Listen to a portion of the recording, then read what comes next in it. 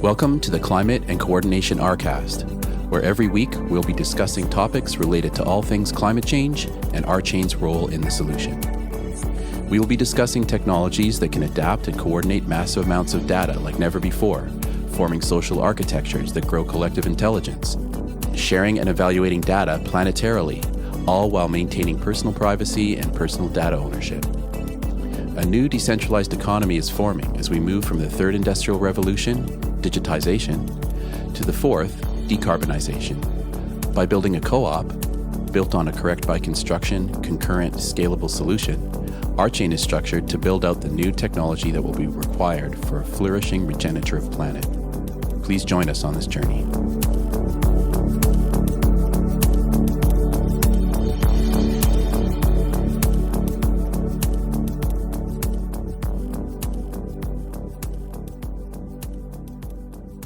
Okay, welcome to this week's Climate and Coordination RCAST. We have a lot to talk about today, so let's jump right into it. I have a couple of good news stories today because I just wanted to give people some hope, some sense of solutions, just some things to be thinking about that I think are going to be really important in the future. And then we're going to talk about some other stuff as well. So the first thing I wanted to talk about is that there is a new project that just got proposed in Scotland, and this is an article that comes from the BBC. BBC posted this on June 24th. It says, climate change, large-scale CO2 removal facility set for Scotland. So basically what this facility is it's a proposed project. They're not building it yet, but they're trying to get approval and funding to build it, which I think should be pretty easy, honestly, because it's so desperately needed. But anyway, it says here, a large facility capable of extracting significant amounts of carbon dioxide from the air is being planned for northeast Scotland. The proposed plant would remove up to 1 million tons of CO2 every year, the same amount taken up by around 40 million trees. So basically that means that in about 25 years, this facility could basically remove as much carbon as 1 billion trees. And then obviously if this facility is successful, hopefully there could be dozens or hundreds or even thousands of them around the world.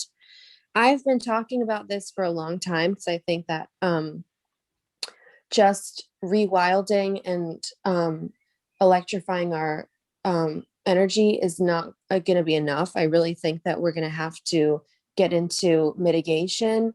We're also going to have to get into like advanced technology that we haven't even thought of yet. And this is one thing that could really help, I think. So basically, they're trying to figure out a way if they can extract all of this CO2 gas and then store it underneath the seabed off of the Scottish coast. And they sort of go into some different ways that this can be done. And obviously another thing that they brought up, which I didn't even know, is that some fossil fuel companies like to purchase CO2 like this because they can use it to clean out certain pipes and equipment that they use. But this project has said it's by a company called Storegga, Storegga, and a Canadian company called Carbon Engineering. It's some kind of partnership. They have said they don't want to sell this carbon to any fossil fuel projects. They don't want to, help anybody do any more extraction. They just want to store it. But it's a pretty interesting way that they do this, and they sort of talk about it a little bit later in the piece if you're interested. But basically they store the carbon and then they have to mix it with some kind of liquid, and then basically they can purify it. So I'll just read a little bit here if anybody is interested in this. The system involves a fan to suck in air, which is then exposed to a liquid mixture that binds the carbon dioxide. Through further refinement, the liquid is turned into calcium carbonate pellets. When these are treated at a temperature of about 900 degrees Celsius, the pellets decompose into a CO2 stream and calcium oxide. that stream of pure CO2 is cleaned up to remove water impurities. At that point, it can be pumped underground and buried permanently, sold for commercial use, or even turned into liquid fuel. But it looks like these people are interested in just pumping it underground. So I'm just excited about this project. I hope that it gets funded and built. I also think that there will probably be a lot more of these projects around the world. And I think it's going to be necessary to do these kinds of Dr. Seussian sucking up the air things, because I just feel that we've gotten ourselves into such a situation that this is going to be necessary. So I'd love to know if there are any comments about this. Did it say how much energy it uses?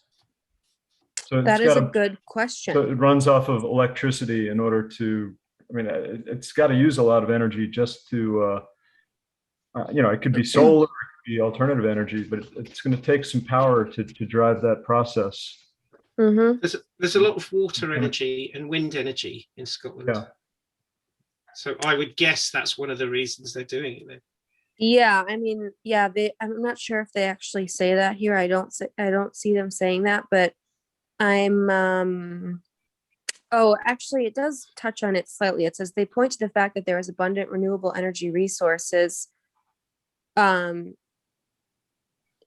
Scotland. Yeah. So so hopefully it's renewable. I mean, obviously if it's not, then, maybe you look at a break-even scenario or something. But yeah, hopefully they're trying to take advantage of the fact that Scotland has, at least some robust, clean infrastructure. It does talk about a pilot project in Squamish. Uh-huh. Yeah, right. Yeah. Uh-huh. Yeah, I think there's a picture of that too, right? Yeah, which is in British Columbia. And that I think is probably most certainly powered by hydro. Okay, cool. So yeah, I mean, this kind of stuff is becoming viable as a potential solution. So hopefully they can find the funding to do it. But I can't imagine who wouldn't want to do this, because it creates jobs. So, I don't know what the downside would be, really. So we'll see what happens. I'll be watching this closely. And here is another story that I found. This is a little bit local to me. Oh, there's one thing I wanted to say about that story. Just one other sure, thing. yeah, please. Which I thought was interesting that they picked it up, and that is that they also said doing it in Scotland was useful because they were able to tap into the oil skills, because there's a lot of North Sea oil. So all the people that work on sort of doing oil extraction, right, they over time they're going to lose their jobs. And actually this is also being cited as a way of repurposing those people with those skills, which I thought was quite an important point. Yeah, that is super important. I think, I mean, those people who have training and expertise in energy, I think that they are an invaluable resource. So hopefully those people are willing to be, retrained, or hopefully this is way more simple than what they were doing before. But yeah, I think that's a great point.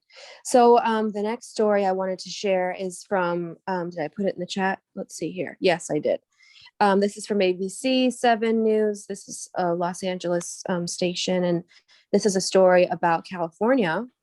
So I just wanted to share it because I just feel really happy about this, and we've been talking about it for a long time. So it says California to spend $1.5 billion to clean up streets and highways. So basically, the state of California has decided to spend $1.5 billion to basically clean up trash all over California. Apparently, because of COVID, people ate a lot more fast food, and there was a lot more to-go, takeaway food, and so there's a lot more trash than even before. And they want to put a bunch of people to work and to clean up this horrible problem of trash everywhere, which is bad for the wildlife, and it's just decreases morale, and it says this initiative can create 15,000 jobs over the next 3 years. And also the other part to it is that they basically want to spend an even larger portion of the money than they are going to spend picking up trash. They want to basically, it says state and local beautification projects. So basically what they're doing is trying to create more art and more, I guess, uplifting public spaces, which will inspire people to keep their communities clean, because hopefully they'll be even more, attractive and beautiful and friendly to human interaction than some of these environments were before. I think they're talking about parks and some other local areas that people tend to use. So anyway, I just wanted to share this because I had just been saying for a long time that I was really hoping to see more governments just spend money on trying to clean up their communities, because this trash is a huge problem. It blows around, it ends up in the rivers. It's not just like a problem for people who see it, but animals can eat it. It's horrible. So I'm just so happy to see this. So I'm excited to see if I notice a difference around me. I know that there's a huge movement on climate Twitter for people to pick up trash on their daily walks or on their commutes. A lot of people pick up trash and they post a picture of it. Some people have been doing it, every day for years. So this trend is kind of picking up now. And I'm just really excited to see this project happening. Okay. Well, then with that, I'm going to turn it over first to Ian, because Ian attended a sort of climate focused, I guess you would call it a rally or a demonstration in Washington, D.C.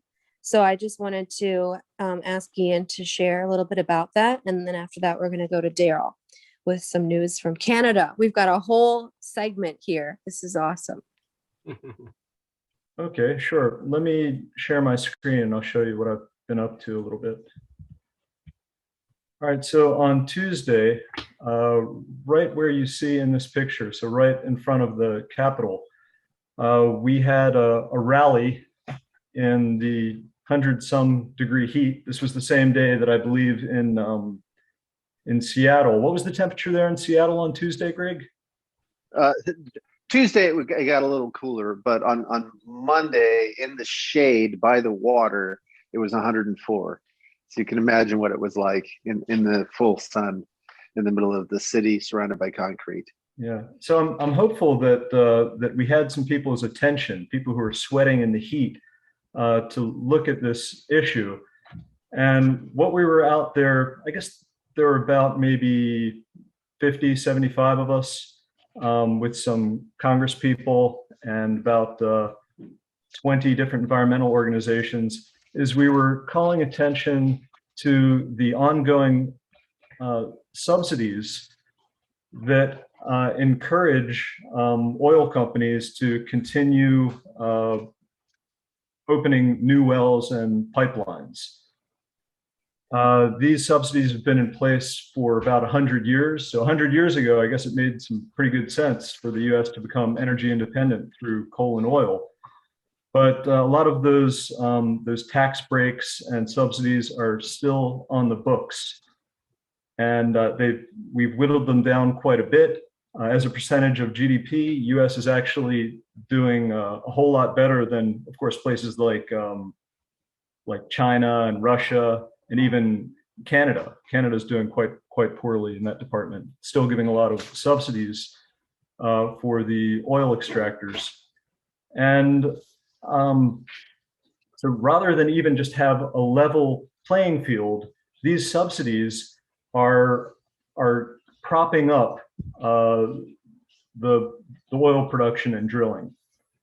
So if you've had a second to look at our poster here, we had this giant cutout of a dinosaur eating money. So that's it was also on the t-shirt I was wearing. Let's move on. So here you can see the dinosaur over my head eating up the money. And on Twitter, you can see some of the organization that was behind this.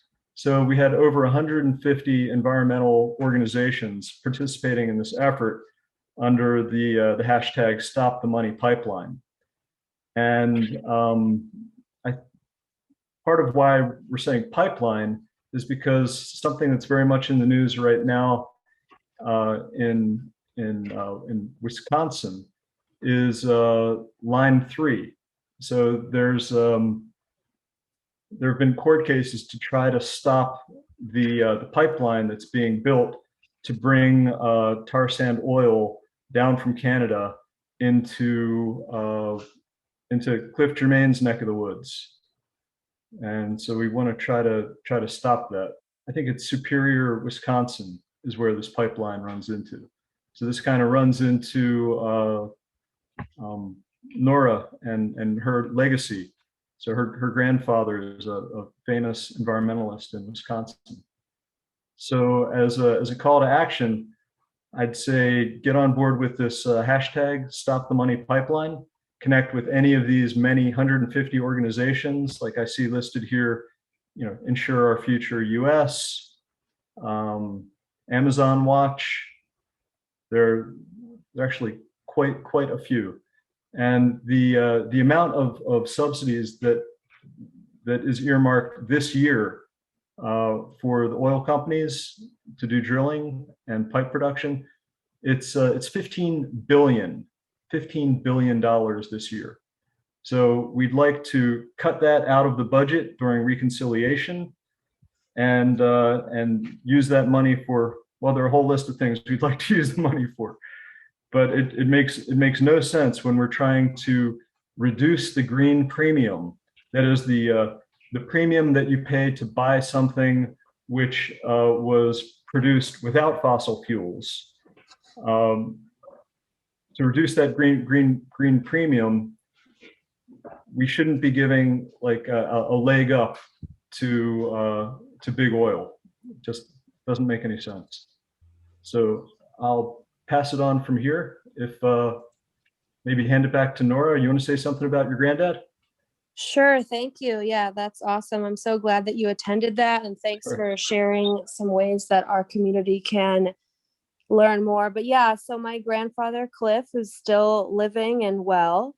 He lives in Wisconsin, and he helped to basically design what became the state park system in Wisconsin, and a lot of other states used his sort of method to develop their own state park systems. And he's been inducted into the Wisconsin Conservation Hall of Fame. And there are some different state natural areas. There's a forest called Germain Hemlock Forest, which was dedicated to him in 2002. And I was there, and it was a very special sort of moment. And there's a plaque on a rock that talks about my grandfather. And anyway, so he really inspired me to get involved in this kind of stuff. And my whole family is very interested in conservation. And I grew up outdoors a lot with him. And so basically, I sort of see these conversations as sort of an extension of that. So thank you so much for mentioning him. Sounds like an awesome dude. He really, really is. Yeah, he's really done a lot. So yeah, Darryl, it's so amazing because I just feel like we're exactly all of us, like with you in Canada, Ian in DC, Greg in Seattle, and me in LA. We're like in the perfect places to talk about what's going on right now. It's so funny. But yeah, Darryl, if you'd like to talk about what's going on up in Canada, that would be great. Okay. Yeah, I noticed, Ian, you were sharing your screen again. Was there something else you wanted to present? Oh, I didn't have my microphone on, but no, I was just thinking all of the conservation work that Nora's granddad worked on. I don't want it jeopardized by Line 3 running through it. And so in that part of the country, there's this very strong effort to hashtag defund Line 3. And so getting rid of these subsidies would actually end this Line 3 project, because without the subsidies, quite a bit of new oil production and pipeline production just would no longer be economically feasible for the oil companies. Yes. Yeah, that's a great point. Yeah, thanks for saying that. Yeah. Yeah, especially if it's coming out of the oil sands. That's so expensive. Mm-hmm. Literally, it could only exist with the subsidies. Yeah. Okay, so so this week, Greg and I experienced the heat dome firsthand because we both reside inside the dome. Here in Kelowna, British Columbia, Canada, we broke records for consecutive days during the week, reaching a high of 115. Our overnight lows were typical high temperatures for this time of year. Our lows overnight were like what our normal temperature is supposed to be. And this is June. Apparently, several hundred people have died in BC due to heat-related situations. So if this heat dome is a result of climate change, then right in my backyard, we're directly experiencing death due to climate change. I'll post a link in the chat here of this article. So there was a town in British Columbia that experienced the highest temperatures. It broke all records for Canada, hitting 121.2 degrees on Tuesday. And it was this little town called Lytton. I heard that it was a population of 200, but then I read somewhere else the population was 1,000, so I'm not exactly sure. But I'd never heard of Lytton before, but I sure do now, sadly, because it no longer exists. So on Tuesday, it made the national news because of the record-setting temperature of 121.2 degrees. Then the following day, Lytton burned up. So I don't know if this has made the news out there, but here's a quote from Lytton's mayor, Jan Polderman. She signed an evacuation order at 6 p.m. on Wednesday. And here's her quote: "I noticed some white smoke at the south end of town, and within 15 to 20 minutes, the whole town was engulfed in flames," he said. Brad Viss, the local member of parliament, said that 90% of Lytton was lost in the fire. The town's roughly 1,000 residents fled quickly in different directions, and with phone and cell phone service down, nobody is sure if everyone made it out safely. So they're still counting the casualties all over BC as far as the heat, and they're also counting the casualties of this town that is no longer in existence. So that's pretty crazy. It begs the question, what is a heat dome? I had never heard of the term before. In the New York Times, there's an article I'm posting in the chat here from Michael Mann, who we've talked about in the past. He's most famous for the hockey stick graph that Al Gore used. So Michael Mann, basically, I'll quote from him here in this article. "The heat wave afflicting the Pacific Northwest is characterized by what is known as a omega block pattern because of the shape the sharply curving jet stream makes, like the Greek letter omega. This omega curve is part of a pattern of pronounced north-south wiggles made by the jet stream as it traverses the northern hemisphere. It is an example of a phenomenon known as wave resonance, which scientists have shown is increasingly favored by the considerable warming of the Arctic. By decreasing the contrast in temperature between the cold pole and warm subtropics, the amplified warming of the Arctic causes the jet stream to slow down and, under the right circumstances, like the ones prevailing now, settle into a very wiggly and rather stable configuration. That, in turn, allows very deep high-pressure centers, like the current heat dome, to remain locked in place over a region, as it is over the Pacific Northwest. These climate models that the critics claim are alarmist actually do a poor job of reproducing this phenomenon. That means that the models do not account for this critical factor behind many of the persistent and damaging weather extremes we've seen in recent years, including the heat dome. So might a heat dome have developed out west this past week without climate change? Sure. Might it have been as extreme as what we're witnessing without climate change? Almost surely not. If we step back a bit, we see a disturbing pattern. With this latest heat wave, Canada observed its hottest day on record, 116 degrees in British Columbia. Less than a year ago, the United States set its own record, the highest temperature reliably recorded on the entire planet. In fact, with a 130-degree reading in Death Valley in Southern California. So that was less than a year ago, unconnected to this heat dome. Yes, the dice have been loaded and not in our favor. If climate change were a casino, we'd be hemorrhaging cash. Wildfires, heat waves, floods, and superstorms, many exacerbated by climate change, collectively cost the United States nearly $100 billion in 2020. As the climate advocate Greta Thunberg so poignantly put it, our house is on fire. We've long known that a warming climate would yield more extremely hot weather. The science is clear on how human-caused climate change is already affecting heat waves. Global warming has caused them to be hotter, larger, longer, and more frequent. What were once very rare events are becoming more common.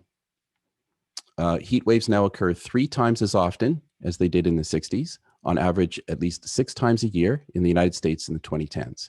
Record-breaking hot months are occurring 5 times more often than would be expected without global warming. And heat waves have become larger, affecting 25% more land area in the Northern Hemisphere than they did in 1980, including ocean areas. Heat waves grew 50%. These changes matter because extreme heat is the deadliest form of extreme weather in the United States, causing more deaths on average than hurricanes and floods combined over the past 30 years. Recent research projects that heat stress will triple in the Pacific Northwest by 2100 unless aggressive action is taken to reduce heat-trapping greenhouse gas emissions. There's some other articles I found, pointing to the evidence that the heat dome is in fact a product of climate change, but maybe I won't go further into that. As Ian pointed out, most people probably are already converts. But it's just kind of weird to think about. In the last few days, about 1/3 of the people who have died of COVID in my province have died from heat. Yeah, it's horrible. And even in other places in the Middle East, also I read in Pakistan, it got up to 125, which is, you can't live like, you die so quickly. I don't even know. Yeah. So this was, just to answer your question, this was a headline in the United States. I saw it many times. And what shocked me the most is just that how fast the heat happened, and then boom, the town went up in flames. I don't know if there's some kind of connection there, like that some places, if they get to a certain temperature, they just so prone to fire that it's just beyond, I don't know, but it's a horrible situation. Yeah, but this is what we've been talking about quite a bit, that the tropical zone will be the worst hit. And if we get past 1.5 degrees centigrade, then the tropical zone will be unlivable. But 40% of the world's population lives in the tropical zone. So hopefully this brings those numbers into sharp relief, right? People have an experiential basis for what these words mean. We will have temperatures in the tropical zone that make it uninhabitable. And so all of those people will move into other places. And what we've seen is a lot of the northern spots are also not going to be very pleasant. Well, yeah, this is actually, I have a new blog that's called People Know It Can Get Hotter, right? And so hopefully that will go up possibly today or sometime next week. But yeah, that's exactly right. It's terrifying to think that these tropical zones are going to be too hot. And then you look at what's happening in Canada, which is thousands of miles away from a tropical zone. And it's like, okay, so where are people going to go? And the other thing I just wanted to briefly say, I'm sure other people have comments, is that I think it's really counterintuitive to just understand that, like, it can get hotter. Like, the earth is under no contract to, human beings to stay in a palatable temperature that we enjoy for our daily lives. You know what I mean? And I think when people see these heat waves, especially if the media doesn't talk about climate, they don't explain that this is a completely new paradigm. They just say, oh, wow, it's hot, and just wait for it to go back to normal. But I think what people don't understand is that it will get hotter. It's going to keep getting hotter. Like, I think some people just think, oh, we're experiencing a lot of the upper range, but it's like, no, that's a new range. Like, it's a completely new system now. So like this idea that, oh yeah, like on Earth, it doesn't get above 120 degrees. Well, it does, and then it'll get up above 130 probably. And I shudder to think it'll get up higher than that, but it probably will. So I just like really want people to understand, anybody who's listening to this, send it to a friend or whatever, because it will get hotter. And I had kind of an epiphany, even though I've been really fascinated with, climate stuff for like most of my life. And I studied it in college for fun and all this stuff. But like, I had an epiphany this past week, like, oh my God, the Earth really doesn't care if there's snow on Christmas in New York. It really doesn't care. You know what I mean? It's on a completely new thing now. And that's really terrifying, I think. It's difficult to grasp. Yeah, I agree.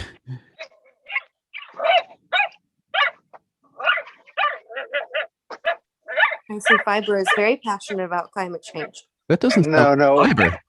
it's not fiber. It's just we're walking by a car that has a dog in it. Oh, I see. Yeah, well, Greg, I would love to know, has it cooled off there? Or Darryl, could you say, does it feel cooler now? Or how are you all doing now?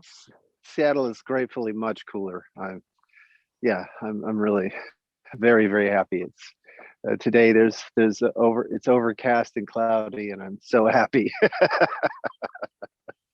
Yeah, same with us. Yesterday it was a nice, pleasant 38 Celsius. I can't do the conversion. I'll have to look that up. Sorry, but yeah, it was much nicer. But apparently it's moving. It's moving further east, which I didn't know could happen. But I guess heat domes can move. Yeah, so I don't know really if there's a way to, help these people. I just feel horrible that, people survived this whole horrible year of COVID only to die in a climate disaster. It just feels so unjust, and it feels really, unfair to me. I just really feel for these people. I've gotten heat stroke. I collapsed one year at Wimbledon in or just outside of London, and it was, well, actually I can't say for sure that I had heat stroke, because I think that's a very high level of heat stress, but I had something with the heat and I felt horribly ill. I mean, it can be really, really scary. One minute you feel fine, and the next you're in a tent somewhere, and it's terrifying. So I really feel for people going through this, and I also really feel for people who've lost somebody. I just think it's so unfair, and I hope that we can get better at least mitigating this stuff in the short term. Someone's going to sell a whole lot more air conditioners. Then we've got to power those air conditioners. Yeah, I was thinking about that. Just Yeah, relocate, right. relocate them to Bitcoin mining operations. Perfect. And then there'll be an article about how it's so great because it's inspiring people to change. Yeah. No, Greg, you brought up mass migration, and in the past you've talked about how RChain and blockchain can be a tool to help people through that. And we're not quite to the point of mass migrations, and most of the coordination around climate change is being done on platforms like from what I've seen and being kind of new to Twitter, I was really impressed to see how the different environmental causes and organizations are coordinating on Twitter. And so I'm wondering for RChain and the state of our blockchain as it is right now, what we can do for these environmental organizations now, and then what it is we hope to build out as the effects of climate change accelerate. Yeah. So first of all, just to get some language crisp and clear, I've always talked about using blockchain to coordinate around mitigating the consequences of climate change. So I have long held the opinion that we've gone past certain points, and so we're, it's unavoidable. We will be feeling the consequences of climate change for the next couple of centuries, and so because of that, we're going to be in a situation where just to handle what's coming our way, we're going to have to coordinate at a global scale. And it's not the same as turning the ship around. Turning the ship around is another coordination effort. And I think a lot of these environmental organizations are focused on turning the ship around, as opposed to just, caring for the people that are going to be stressed. We need both, but it sounds so you're focused on a future time frame, and not so much. No. I'm focused on the now, right? The most environmental organizations are focused on a far future thing, which is, change how we eat, change where we get our energy, all of those things. Right? It's going to be very difficult to move the planet, the global planet consumption off of meat, right? But that's one way to significantly mitigate the production of greenhouse gases. There are a number of changes like that are going to take a very long time. But the kind of thing I'm talking about is, in a very short period of time, we're going to see more and more people having to move. And when they show up as climate refugees on foreign shores, they don't have, credentials, right? They're not going to post their credentials on Twitter. But if they were stored on chain in a manner where they can provide them, they can provide their personally identifiable information, their educational credentials, their professional credentials, and so on, in a vault that is on chain that they control. That makes it much easier when they're entering a jurisdiction as a refugee to enter into society in a productive way. Does that make sense? Yeah, it sure does. Yeah, it does. And another thing I just wanted to add is I don't know if I totally agree that what Ian said, that we haven't seen mass migrations yet. We really have, just maybe not in the US. And also there are a lot more people that are climate, migrants or whatever you want to call them, that maybe don't even realize they are. Like, if you think about how many thousands and thousands of people moved away after the Katrina devastation. Many of my friends in New York, for example, were people that moved away from New Orleans after that, in part because the cleanup was so incredibly slow and people had to leave. But I see your point that it's the tip of the iceberg, but I do think that there already have been an enormous amount of people that have had to move. And I think, as Greg said, it's obviously going to increase. So many people argue that the Syrian refugee crisis, those were climate refugees. Well, yeah, that's hard to say because climate really contributed to that civil war, but there also was the war. So that's hard to say. But I would agree that it was a contributing, factor. Yeah. Similarly, the caravan that was in the news during the previous administration. Those were arguably climate refugees, and we'll see more of them. That's exactly the zone that we're talking about. Yeah, and I would say that another thing that blockchain like RChain could do to help with that is the whole coordination aspect of reducing xenophobia. I think that the world can't afford that kind of conflict as this occurs, because we need to spend all our resources on solutions. So, I can see blockchain-based social networks really help alleviate the disease of xenophobia. Yeah, and similarly, as I've argued, that once you start thinking about global governance, then questions of governance come into focus right away. So, how do we vote?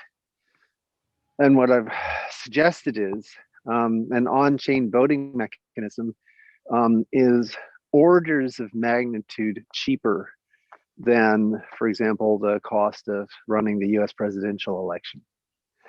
And people can vote from the safety of their own homes. They can be assured that no one knows their individual vote, and they can be assured that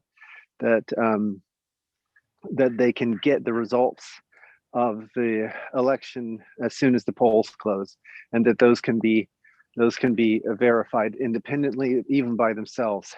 So there's a lot of value in on-chain governance that could dramatically reduce both the federal, state, and local budgets, at least when it comes to voting, and also reduce the kind of risk that our existing voting system endures when it causes thousands and thousands and thousands of senior citizens to be outside for hours during a global pandemic. Right? And of course, now they've made it illegal to give people water, which is absolutely bizarre. So this whole idea that that comes about once you start thinking about global coordination, you begin to realize that this will involve a more expansive form of governance, and that form of governance has an on-chain governance has many advantages for local, state, and federal jurisdictions. Yeah, here. So in other words, that's today, right? Yeah. We saw an armed insurrection against the US Capitol in part because of the inefficiencies in the US voting system. Now, if you were to take all of the oil subsidies and earmark a chunk of them for rolling out an on-chain voting system, you would see voting would cost nano pennies on the dollar by comparison to what it costs now. And so all of that money that you have saved, you could roll into mitigating climate change in other forms. And this is so the things I'm talking about have impact and import right now. I love this term, nano pennies. This is a new term for me. Well, I'm just trying to get the orders of magnitude correct, right? Yeah, no, I love it. I've heard of nanoseconds and some other things, but nano pennies is pretty cool. Yeah. I have tons of nano pennies in my bank account. So I'm sure you have macro amounts of nano pennies. Yeah. A lot of them. This is why a lot of crypto has 8 decimals. Right. Yeah.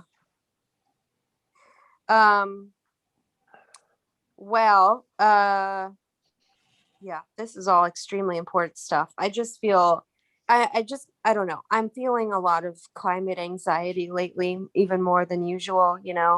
Everybody's kind of waiting for the next big fire in California right now. And there have been some fires, but there hasn't been a huge one yet. And it just, like the other day, I'll just say, maybe other people can relate to this, but I was at a restaurant having lunch and I smelled what I assume was a grill because I was at an outdoor restaurant. But instantly I thought, oh my God, is there another wildfire that's so big that now we're smelling it in the middle of LA? And my friend was like, no, I think they're just grilling, calm down. But I instantly had this terrorizing, because, I used to associate that smell with camping, s'mores, happy memories. But now every time I smell smoke, it's like, it's a terrifying feeling. And I just wonder if I'll ever get that association back to something happy. Mm. Because now whenever I smell smoke like that, I just totally panic.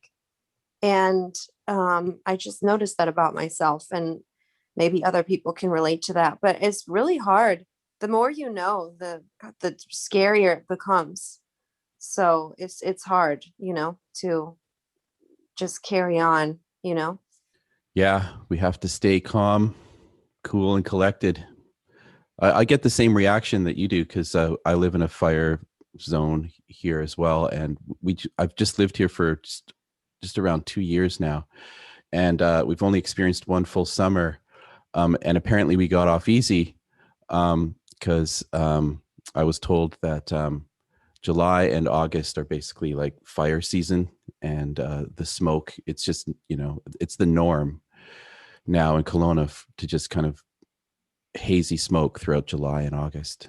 So Part of the anxiety sometimes can be just the frustration of what to do about it, and the helplessness that no matter what you do, you're not going to change it. But if you band together with enough people, you can certainly make more of a difference, and psychologically as well. It's it helps, right? You're not suffering alone. You're kind of you're out there doing something about it, like we're doing on this call right now. yeah, true. And there was something else I wanted to bring up. It's kind of a different subject, but Greg, you were I know you're reading a book that talks about how how people are suffering from this apocalyptic vision, that everyone, or that many people are looking for life rafts, especially like the billionaires. Rather than invest their billions into fixing the problem, they're looking at making a space colony on Mars, and that this kind of story has infected the world, that so many people now, they're already convinced, okay, well, everything's gonna go bad, either from climate change or from a nuclear bomb or from the next COVID biotech escaped lab virus.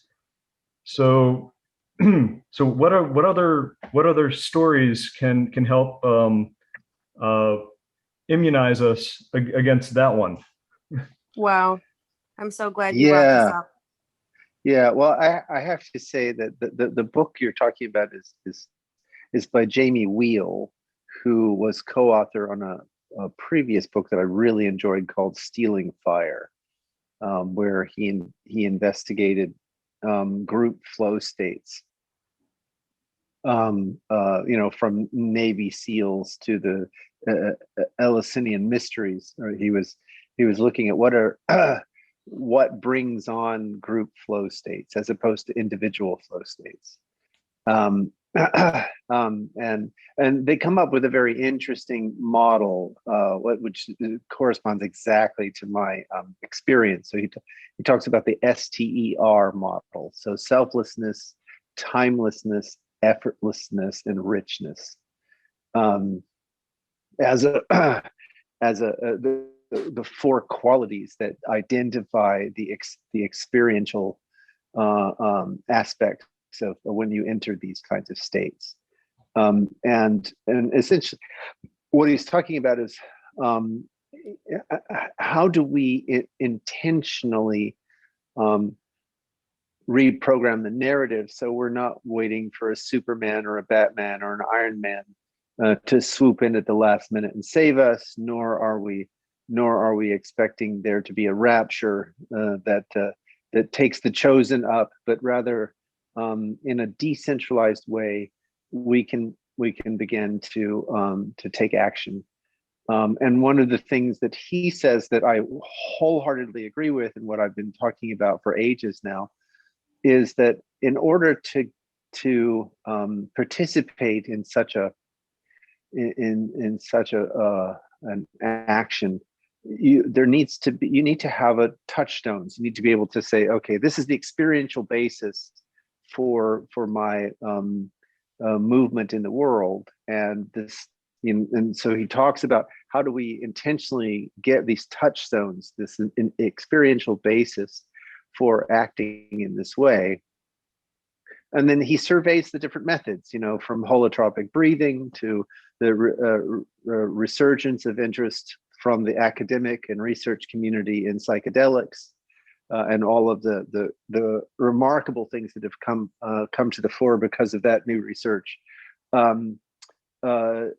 To religious traditions that have esoteric religious traditions that have practices, to Tai Chi, to extreme sports. All of them have ways to tap into these altered states that can form a basis for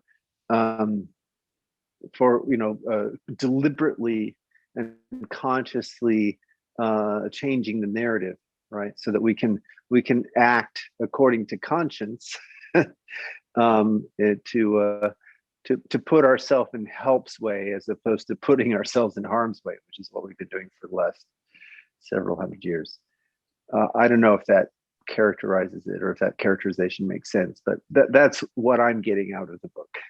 So yeah, far. I just wanted to say one more thing, is that it's a very popular idea that I did not come up with on climate Twitter, which I love and is such a great community, that climate defeatism, basically saying we're all screwed, basically is just as bad as climate denialism, because they both result in people giving up and not doing anything. And I think it's really interesting to compare those two, because while they have very different, realistic knowledge sets, I feel that they truly do end up at the same conclusion, which is inaction. And I think that's an important thing to think about. But we have less than a minute left. So are there any other burning thoughts that anybody wants to say? Well, I would like to just briefly touch on a lovely point that Jamie Wheal makes. So he refers to Teilhard de Chardin, who is a sort of an outlaw mystic within the Christian tradition, who talks about what he calls the process of Christogenesis, the way in which humanity becomes the body of Christ, and without necessarily identifying it as specifically Christian. But what Jamie Wheal sort of reappropriates this idea to talk about, sort of reaching this omega point, this point where we have enough people with enough experiential basis for action, who they become switched on, and they become a part of this omega point, this tipping point in which things start to turn in a different direction. And I really like this. He calls them omegans. So I really like that language, and it's a lovely sentiment maybe to go out on. So Nora, if you want to take us out. Yeah, well, thank you everybody for a great conversation today. I think it's so important to talk about this stuff. I think there's something spiritual and transformative about really talking about this stuff and sharing it with everyone. So thank you. Please subscribe to RChain on YouTube and follow RChain on Twitter. And we'll see you on the next one. Thank you all. Yeah.